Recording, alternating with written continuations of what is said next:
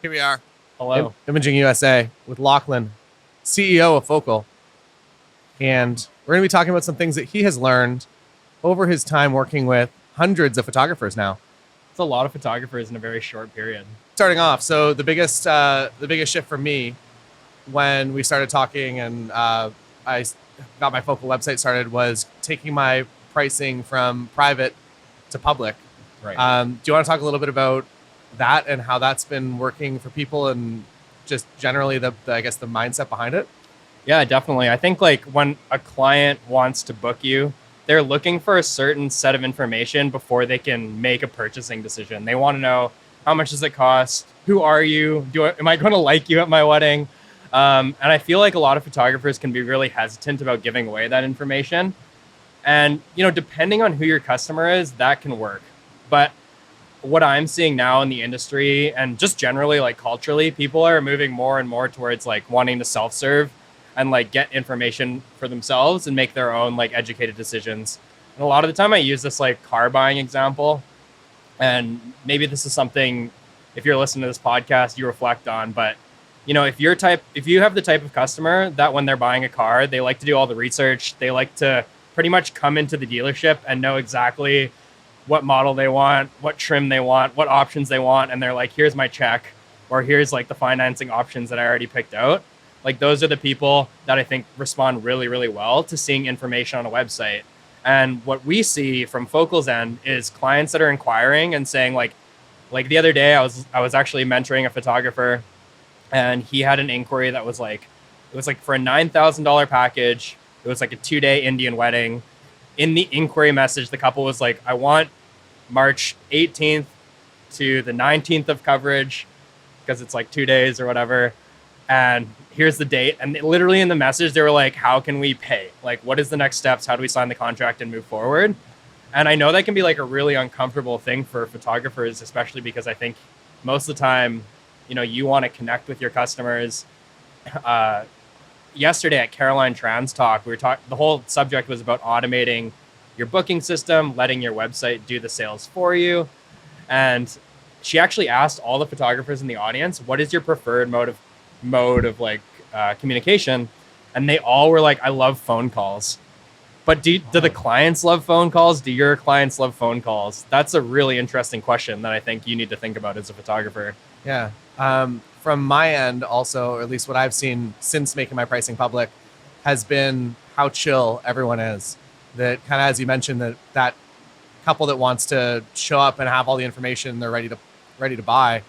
They are so much more relaxed throughout the entire year leading up to the wedding. Like they don't really ask me any questions. They know what the thing is. I show up, I take the pictures, and it's been, I would say my email box has, I'm going to say less than 50% of the typical communication that I would have on a regular wedding year. So it's been massively helpful for me, I think.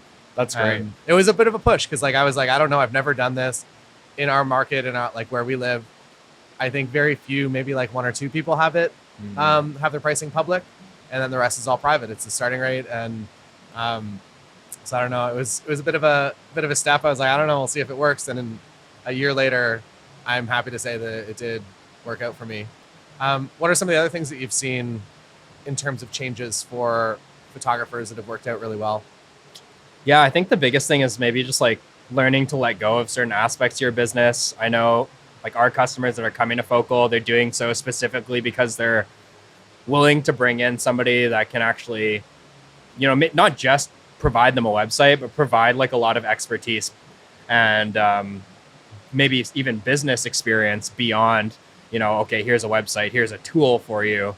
We can actually provide some education and information about here's how to like think about your business from a standpoint where we really want to see you be successful. I love seeing photographers be successful.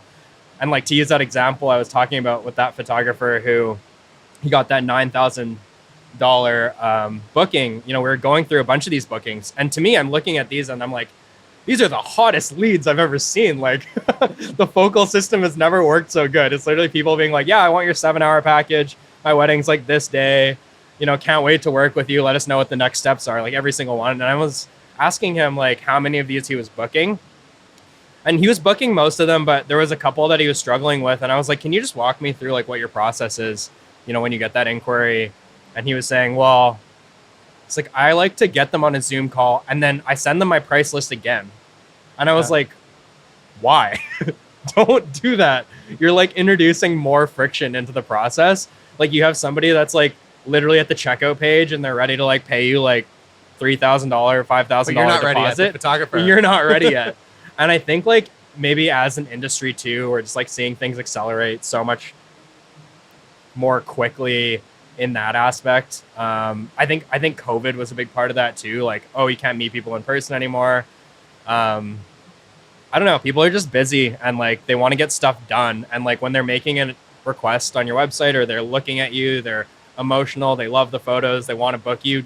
Don't get in their way. Just like let them do it. They want to give you your money. And that's actually like, pretty much the whole reason I started Focal. Yeah. It's so hard to give photographers money. We just want to give you money. I swear. Your clients just want to give you money. Don't stop them. Make it easy and don't jam them up with more, I guess, mathematics and pricing and numbers when purchase is probably more on the emotional side than the actual technical. So yeah, if they're sold, let them be sold. Yeah. When it comes to packages, what are your thoughts on packages? I love packages. Packages make everything so much easier.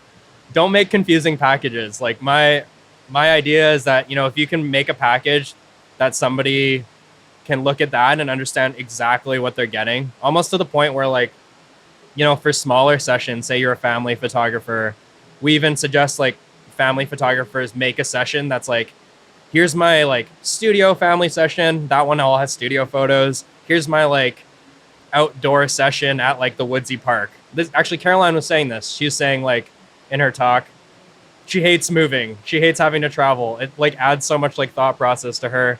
She pretty much only wants to shoot at 2 locations now. Her studio and the woodsy park 3 minutes from her studio. And so, if I was in that situation, I would recommend, okay, make a woodsy park package with woodsy park photos and make a studio session with studio photos. Then the client looks at the photos. They know exactly what they're getting. The lighting is going to be the same there. The location is going to be the same there. And it just takes out so much more of the, uncertainty. And the less uncertainty there is, the higher chance somebody's willing to just like put in the credit card and hit checkout. And there's nothing nicer than waking up in the morning and just like seeing a payment come through from, somebody that maybe you've only exchanged one email with, or you only talked to like, or maybe you didn't even talk to at all. Yeah. In terms of, I guess, wording and how you actually set your packages up, is there anything that you've seen that's been more successful overall? Yeah, I think this is an area that like a lot of photographers struggle for. And I'll even drop a little bit of a spoiler here. Focal is working a lot on AI integration.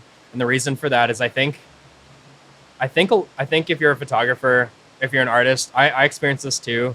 You get this like blank page effect where you're like, oh, I need to write this package description. But then there's just like a blank empty text box and you're like, oh, like what do I write? Sounds like tomorrow problem. Sounds like a tomorrow problem. And what we're working on is actually creating systems using AI that are gonna pretty much do 80% of the package description writing for you. And the key there is having you write in a way that like speaks to the customer. Like, hey, if you're a busy couple that doesn't have, time to be like taking, Zoom meetings and stuff, this is a really easy package for you to book. It's a 4-hour elopement package. This is what it includes.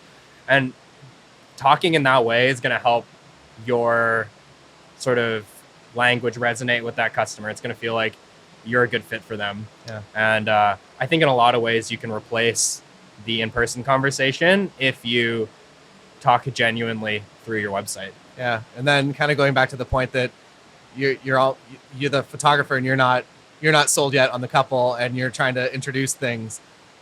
It's actually really, it has been a little bit of a challenge for me when the couple knows everything and they get in touch and I'm like, what do we even talk about? You know everything. I guess here's the booking, like here's the request.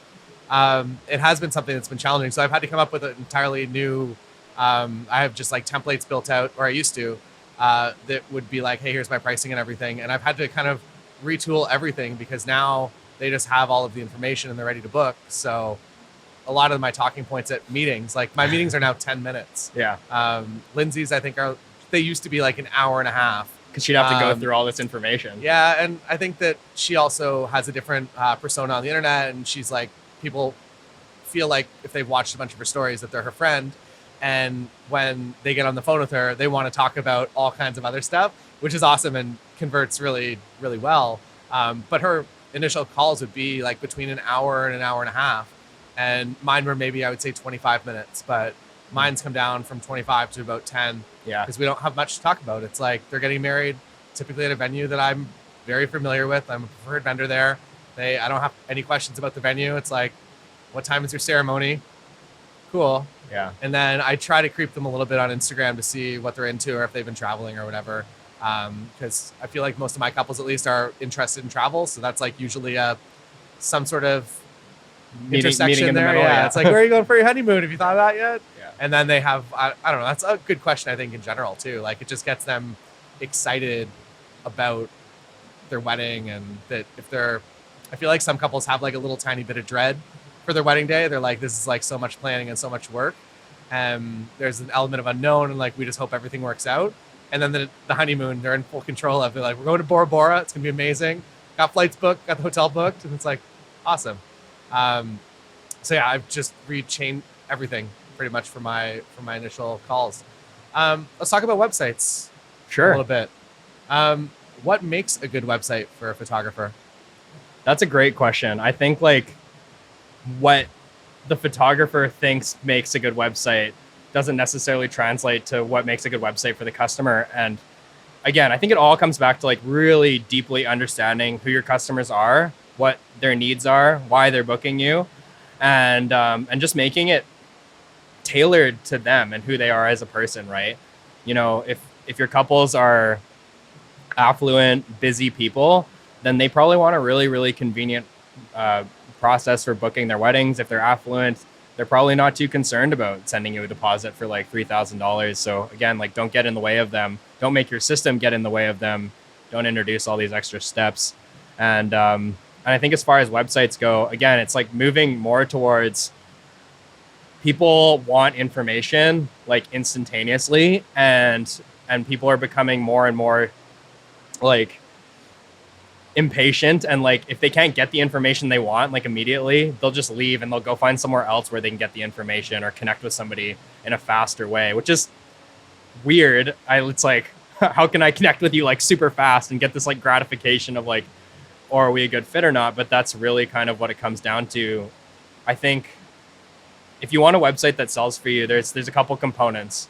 One, the client needs to be able to connect with who you are. Like, I can't count the number of photographer websites who, you know, we're working on somebody's site and their old site has nothing about them.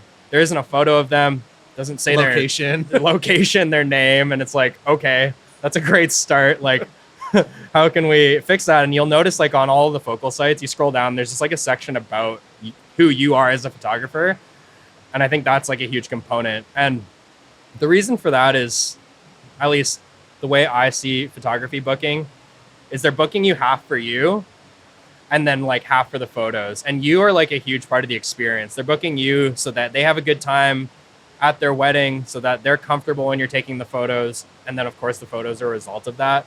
So when you ask like what makes a good website, it's just those two things. It's like great photos, which I know like all of you do an amazing job of. You guys are amazing photographers. You're so talented. But a lot of the time putting yourself out there is pretty uncomfortable.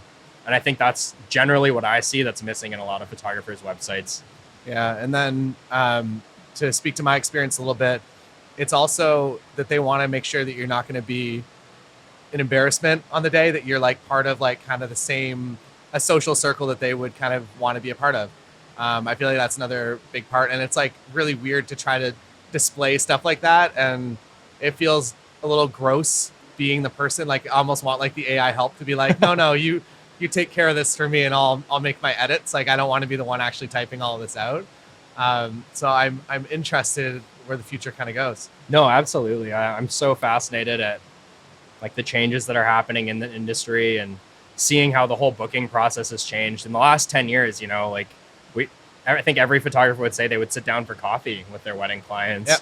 And now, like, we're booking, these $10,000 wedding packages almost autonomously through a website.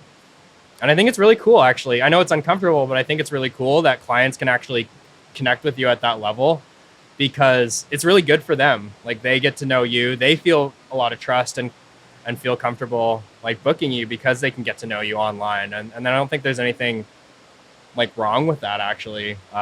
Just makes it, again, like, an easier process for them. Yeah. I have one more question for you. Oh, How many promo videos do you see? Because I tell everyone to make promotional videos for their business. Do people actually make them? Or do they just not exist? Because we have the tools. Everyone has the cameras. You can record a voice note on your phone and throw it through Adobe AI processing.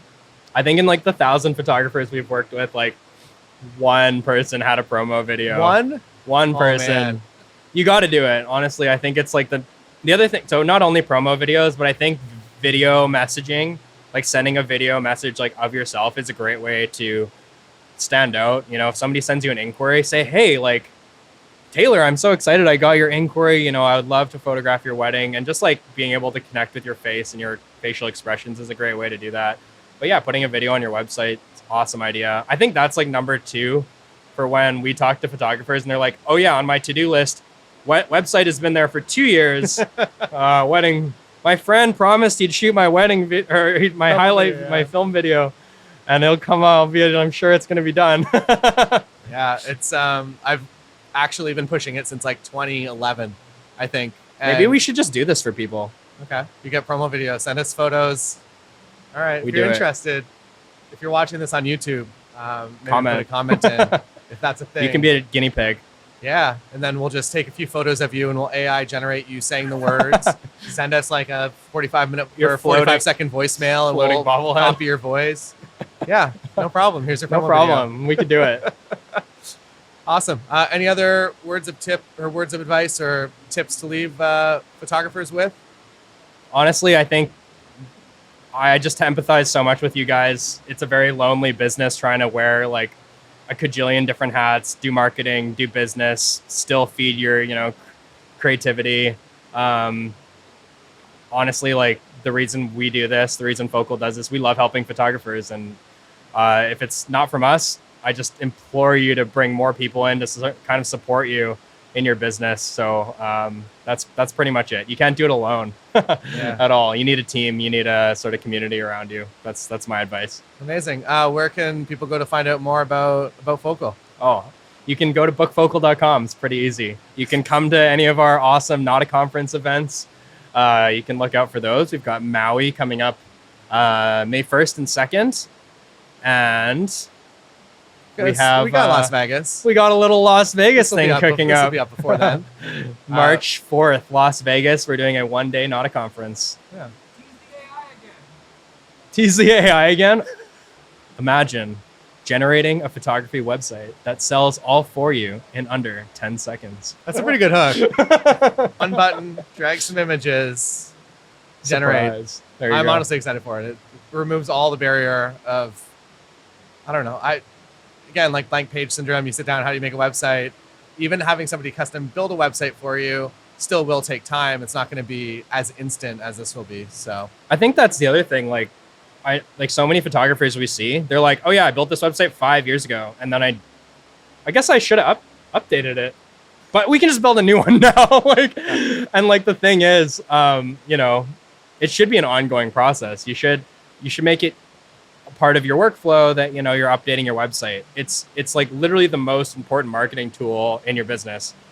Caroline was talking about this the other day. Like you've got your Instagram bio where people might discover you, you've got word of mouth, and like where do all those places lead to? Well, it's your website. So it should be the most well set up for you to get money.